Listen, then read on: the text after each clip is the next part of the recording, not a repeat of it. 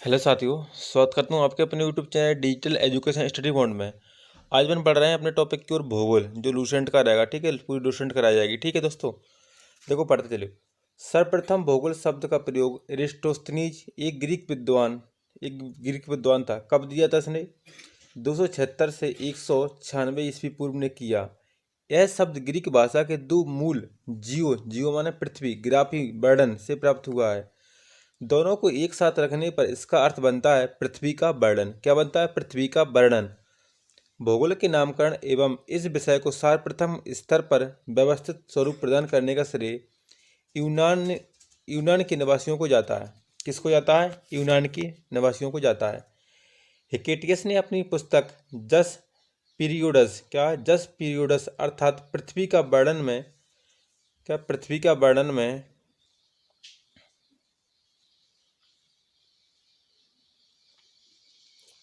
सर्वप्रथम भौगोलिक तत्व का क्रमबद्ध समावेश किया।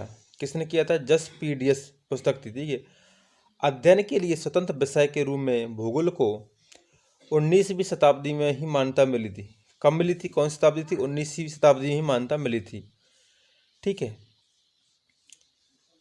20वीं शताब्दी के आरंभ में भूगोल मनुष्य और पर्यावरण के पारस्परिक संबंध के अध्ययन के रूप में विकसित हुआ। कब हुआ था? 20वीं शताब्दी में हुआ था। ठीक है, देखो अब देखो, भूगोल का जनक किसे कहा था? हिकेटियस को। भूगोल का जनक कौन है? हिकेटियस। वर्तमान भूगोल का जनक कौन है? अलेक्जेंडर बॉन हम्बोल्ट। कौन है? अलेक्जेंडर बॉन हम्बोल्ट है। व्यवस्थित भूगोल का जनक कौन है? इरेटोस्थनीज। कौन है? इरेटोस्थनीज है व्यवस्थित भूगोल का जनक। भौतिक भूगोल का जनक कौन है? पोलोडोनियम। कौन है? पोलोडोनियम है। सांस्कृतिक भूगोल का जनक कौन है? कार्लो सावर। कौन है? कार्लो सावर है। गणितीय भूगोल का जनक, देखो गणितीय भूगोल का जनक कौन है? थेल्स व एनेक्सिमीडियर। कौन है? विश्व भूगोल का जनक निर्माता कौन है? मार्टिन बेयम। विश्व ग्लोब का निर्माता कौन है? मार्टिन बेयम। विश्व मानचित्र का निर्माता कौन है? अनेक्जीमेंडर। कौन है? अनेक्जीमेंडर। भौगोलिक विश्वकोश का रचनाकार कौन है? स्ट्रोबो। कौन है? स्ट्रोबो है।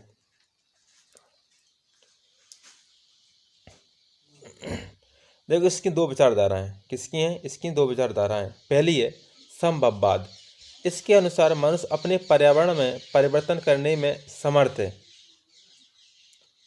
क्या है? इसके अनुसार मनुष्य अपने पर्यावरण में परिवर्तन करने में समर्थ है तथा वह प्रकृति प्रदत्त अनेक संभावनाओं को अपनी इच्छा के अनुसार उपयोग कर सकता है।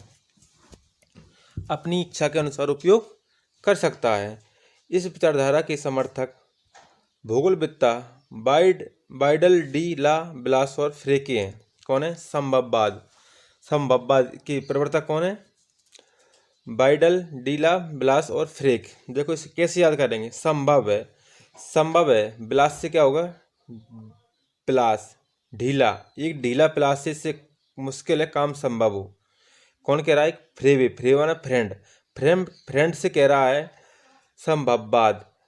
ढीला प्लास है, इससे काम नहीं होगा। याद हो गया? ढीला प्लास, बाइडल ढीला प्लास, ब्लास माने प्लास, फ्रेवे माने फ्रेंड। ठीक है। निश्चयवाद, इसके अनुसार मनुष्य के सारे काम पर्यावरण द्वारा निर्धारित होते हैं। निश्चयवाद में क्या होता है? इसके अनुसार मनुष्य के सारे काम पर्यावरण द्वारा निर्धारित होते हैं। मनुष्य को स्वेच्छापूर्वक कुछ करने की स्वतंत्रता कम है। इसमें क्या? मनुष्य अपनी स्वेच्छापूर्वक कुछ नहीं कर सकता है। ठीक है।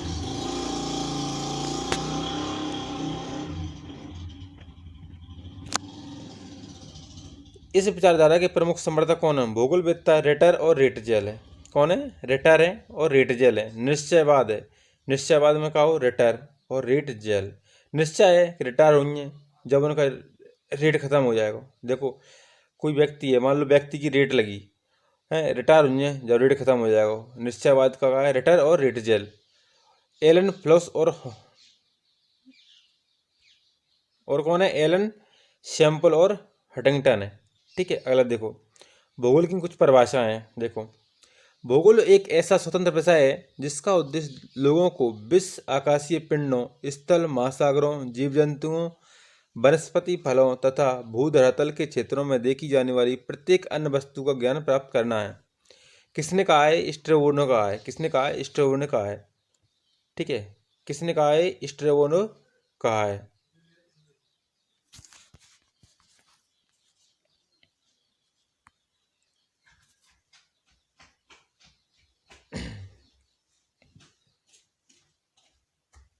ठीक है। अगला देखो, भूगोल पृथ्वी की झलक को स्वर्ग में देखने वाला आभामय विज्ञान है। किसने कहा है? कैलेडियम टॉलेमी ने कहा है। किसने? कैलेडियम और टॉलेमी ने कहा है। भूगोल वह विज्ञान है जिसमें पृथ्वी को स्वतंत्र ग्रह के रूप में मान्यता देते हुए उसके समस्त लक्षणों, घटनाओं एवं उसके अंतः संबंध का अध्ययन किया है। किसने कहा है? कॉल रिटर ने कहा है। किसने कहा है? कॉल रिटर ने कहा है। भूगोल में पृथ्वी के उस भाग का अध्ययन किया जाता है जो मानव में रहने का स्थान है। अर्थर होम ने कहा है। कितने? अर्थर होम ने कहा है। ठीक है। मानव किस में रहता है? ग्रह में रहता है। ग्रह को कहते हैं होम बोलते हैं। अर्थर माने, अर्थ माने क्या होता है? पृथ्वी होता है। अर्थर होम ने कहा है भूगोल में पृथ्वी के उस भाग का अध्ययन है किया जाता है जो मानव के रहने का स्थान है। अब देखो ब्रह्मांड आ गया। अस्तित्वमान द्रव्य एवं ऊर्जा के सम्मिलित रूप को ब्रह्मांड कहते हैं। किसे कहते हैं? अस्तित्वमान द्रव्य तथा ऊर्जा के सम्मिलित रूप को ब्रह्मांड कहते हैं। दूसरे शब्दों में सूक्ष्मतम अणुओं से लेकर महाकाय आकाश गंगाओं तक के सम्मिलित स्वरूप को ब्रह्मांड कहते हैं। ठीक है। ब्रह्मांड की उत्पत्ति के संबंध में प्रमुख सिद्धांत है। एक सिद्धांत है महाविस्फोट सिद्धांत, बिग बैंग थ्योरी है। क्या है? Big bang theory. जेब जॉर्ज लेमेंतियर। क्या है? एब जॉर्ज लेमेंतियर। दूसरा सिद्धांत है साम्यावस्था या सतत दृष्टि का सिद्धांत। क्या है? साम्यावस्था या सतत दृष्टि का सिद्धांत या स्थिर अवस्था संकल्पना। क्या है? स्थिर अवस्था संकल्पना का सिद्धांत। इसके प्रवर्तक कौन है? थॉमस गोल्ड एवं हरमन बॉडी। कौन है? थॉमस गोल्ड एवं हरमन बॉडी हैं। साम्य अवस्था, बिल्कुल साम्य अवस्था हो जाए, थर्मस रख हो जाए। देखो कैसे याद करेंगे, जब साम्य अवस्था हो जाए तो थर्मस रख देंगे तभी तो साम्य अवस्था होगी। अगर थर्मस को हिलाएंगे डुलाएंगे तो थोड़ी साम्य अवस्था होगी। और हरमन बॉडी उसमें हार्मोन भरे हैं, थर्मस में क्या भरे हैं? हार्मोन भरे हैं। ठीक है। सतत जो हार्मोन काम करते हैं वो सतत काम करते हैं। ठीक है। दोलन सिद्धांत इसके संपादक कौन है? डॉक्टर एलन सजेंडा। कौन है? डॉक्टर एलन सजेंडा। दोलन, देखो दोलन से समझ में आया, दौड़ रहा है कोई, दोलन दोलन दोलन, दौड़ रहा है। डॉक्टर एलन सजेंटा, उसको सजेंटा कौन दौड़ रहे हैं? डॉक्टर एलन सजेंटा दौड़ रहे हैं। स्पीति सिद्धांत, एलन गुथ। क्या? स्पीति सिद्धांत के प्रवर्तक कौन है? Elon Guth. ठीक है। ब्रह्मांड की उत्पत्ति के संबंध में महाविस्फोट सिद्धांत, बिग बैंग थ्योरी सर्वाधिक मान्य सिद्धांत है। इसका प्रतिपादन बेल्जियम के खगोलक एवं पादरी, ये कहाँ के थे? बेल्जियम के खगोलक एवं पादरी एब जॉर्ज लेमेंतर ने किया था। इसके प्रवर्तक कौन है? एब जॉर्ज लेमेंतर ने किया था। बाद में रॉबर्ट बेगोनियर ने इस सिद्धांत की व्याख्या की। बिग बैंग थ्योरी की व्याख्या किसने की थी? रॉबर्ट बेगोनियर ने। ठीक है। और प्रतिपादक कौन है इसके? एब जॉर्ज लेमेंतर है। ठीक है। तो पढ़ो आगे। महाविस्फोट सिद्धांत के अनुसार आरंभ में वे सभी पदार्थ जिससे ब्रह्मांड बना है अति छोटे गोलक के रूप में एक ही स्थान पर स्थित था। क्या था? आरंभ में वे सभी पदार्थ जिनसे ब्रह्मांड बना है अति छोटे गोलक के रूप में एक ही स्थान पर था, जिनका अध्ययन आयतन सर्वाधिक सूक्ष्म एवं तापमान तथा घनत्व अनंत था। आयतन क्या था? अत्यधिक सूक्ष्म था, तापमान तथा घनत्व अनंत था। अत्यधिक संकीर्ण के कारण बिंदु का आकस्मिक विस्फोट हुआ। क्या? बिंदु का आकस्मिक विस्फोट हुआ, जिसे महाविस्फोट, ब्रह्मांडीय विस्फोट, बिग बैंग कहा गया। इस अचानक विस्फोट से पदार्थों का बिखराव हुआ। जो पदार्थ थे अपने, उनका बिखराव हुआ। जल, मिट्टी, इसका क्या हुआ? बिखराव हुआ, जिससे सामान्य पदार्थ निर्मित हुए। क्या हुआ? जिससे सामान्य पदार्थ निर्मित हुए। इसके अलगाव के कारण काले पदार्थ बने। कौन से बने? काले पदार्थ बने, जिनके समूहन में से अनेक ब्रह्मांडीय पिंडों का सृजन हुआ। अनेक पिंड बने। सूर्य, चंद्रमा, पृथ्वी, क्या बने? इसके पिंड बने। वैज्ञानिकों का विश्वास है कि महाविस्फोट की घटना आज से 13.7 अरब वर्ष पहले हुई थी। कब हुई थी? 13.7 अरब वर्ष पहले हुई थी। महाविस्फोट के लगभग 10.5 अरब वर्ष पश्चात, यानी आज से 4.5 अरब वर्ष पूर्व सौरमंडल का विकास हुआ, जिसमें ग्रहों तथा उपग्रहों का निर्माण हुआ। किसका निर्माण हुआ? ग्रहों तथा उपग्रहों का निर्माण हुआ। इस प्रकार बिग बैंग परिघटना से ब्रह्मांड की उत्पत्ति हुई और तभी से इसमें निरंतर विस्तार जारी है। इसके साक्ष्य के रूप में आकाशगंगाओं के बीच बढ़ती दूरी का साक्ष्य दिया गया है। नासा ने 2001 में मैप माइक्रोवेव एनिस्ट्रोफी प्रूफ नामक अनुसंधान में इसकी पुष्टि की है। ठीक है। ब्रह्मांड के निरंतर विस्तारण के साक्ष्य जुटाने में एडमन हब्बल का योगदान उल्लेखनीय है। किसका है? एडमन हब्बल का। ब्रह्मांड के निरंतर विस्तार के साक्ष्य जुटाने में क्वेश्चन ऐसे आएगा कि ब्रह्मांड के निरंतर विस्तार के साक्ष्य जुटाने में किसका योगदान उल्लेखनीय है? किसका है? एडमन हब्बल का है। किसका है? एडमन हब्बल का है। ब्रह्मांड के निरंतर विस्तारण के साक्ष्य के रूप में अंतरिक्ष में सूक्ष्म तरंगों की उत्पत्ति का पता चलना, अंतरिक्ष में रेडशिफ्ट परिघटना का अवलोकन तथा आधुनिक अध्ययनों में सुपरनोवा का अंतरिक्ष में विस्फोट होना भी ब्रह्मांड के विस्तार के साक्ष्य के रूप में माना जा रहा है। ठीक है। ब्रह्मांड के निरंतर विस्तारण के साक्ष्य जुटाने में एडमन हब्बल का योगदान उल्लेखनीय है।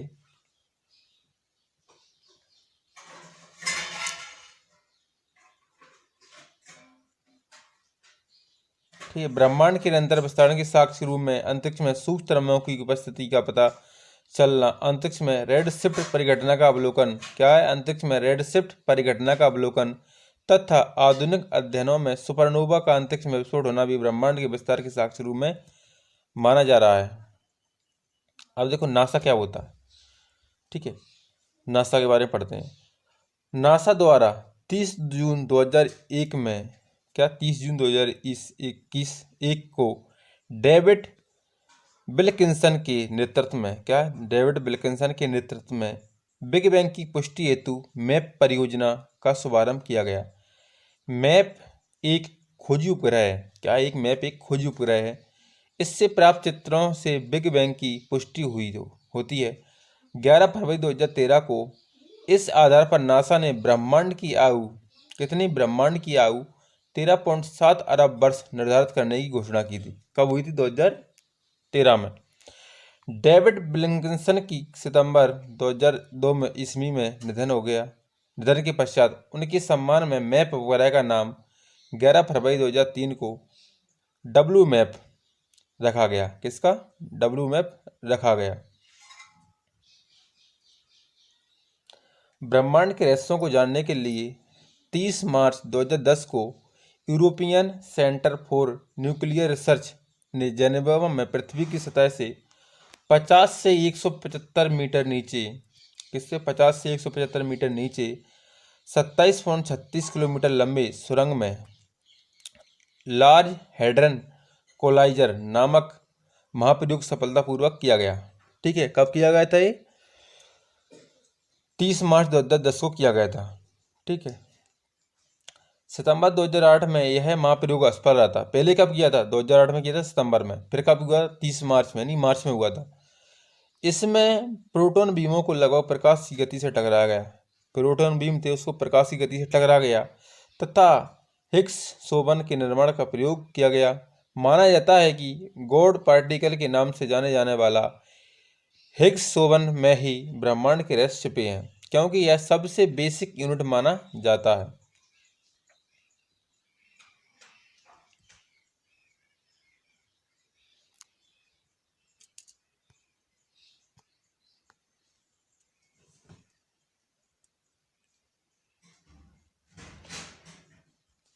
ब्रिटिश वैज्ञानिक हिग्स ने 1964 ईस्वी में कॉस्मोलॉजी समझने हेतु गॉड पार्टिकल परमाणुविक अवधारणा को पेश किया था जो भारतीय वैज्ञानिक सत्येंद्रनाथ बोस ने बोसन थ्योरी पर आधारित थी।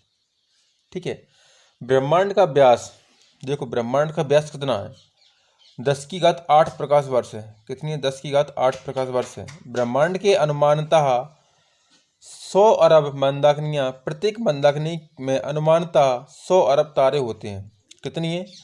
अनुमानतः 100 अरब मंदाकिनियाँ ब्रह्मांड में, और प्रत्येक मंदाकिनी में अनुमानतः 100 अरब तारे हैं। मंदाकिनी किसे कहते हैं? देखो, मंदाकिनी तारों का ऐसा समूह जो धुंधला सा दिखाई पड़ता है तथा जो तारा निर्माण प्रक्रिया की शुरुआत का गैसपुंज है, मंदाकिनी कहलाता है। क्या कहलाता है? मंदाकिनी कहलाता है। हमारी पृथ्वी की अपनी एक मंदाकिनी है, जिसे दुग्ध मेखला या आकाशगंगा कहते हैं। क्या कहते हैं? दुग्ध मेखला या आकाशगंगा कहते हैं। अब तक इस मंदाकिनी का 80% भाग सर्पीला है। कितना? 80% भाग कितना है? सर्पीला है। इस मंदाकिनी को सबसे पहले गैलीलियो ने देखा था। किसने देखा था? गैलीलियो ने देखा था। आकाशगंगा की सबसे नज़दीकी मंदाकिनी को देवयानी कहते हैं। आकाशगंगा की जो सबसे नज़दीकी मंदाकिनी है उसे क्या कहते हैं? देवयानी कहते हैं। नवीनतम ज्ञात मंदाकिनी है क्या है? गैलेक्सी। क्या है? गैलेक्सी है। सॉरी, नवीनतम मंदाकिनी कौन सी है? डवार्फ मंदाकिनी। कौन है? डवार्फ मंदाकिनी है। न्यारका किसे कहते हैं? देखो, यह एक ब्रह्मांडीय नर्सरी है जहाँ तारों का जन्म होता है। न्यारका में धूल और गैसों का बादल होता है। न्यारका में क्या होता है? धूल और गैसों का बादल होता है। सभी तारों का जन्म न्यारका में होता है। देखो, तारों का जन्म कहाँ होता है? न्यारका में, मंदाकिनी में। कहाँ होता है? तारों का जन्म कहाँ होता है? न्यारका में होता है। सिर्फ कुछ दुर्बल अवसरों पर को छोड़कर, जिसमें 2 न्यूट्रॉन तारे एक श्यामबेवर बनते हैं। वैसे भी न्यूट्रॉन तारे और श्यामबेवर मृत तारे माने जाते हैं। देखो, न्यूट्रॉन तारे और श्यामबेवर कैसे माने जाते हैं? मृत तारे हैं। मृत तारे किसे, कौन से माने जाते हैं? न्यूट्रॉन तारे और श्यामबेवर माने जाते हैं।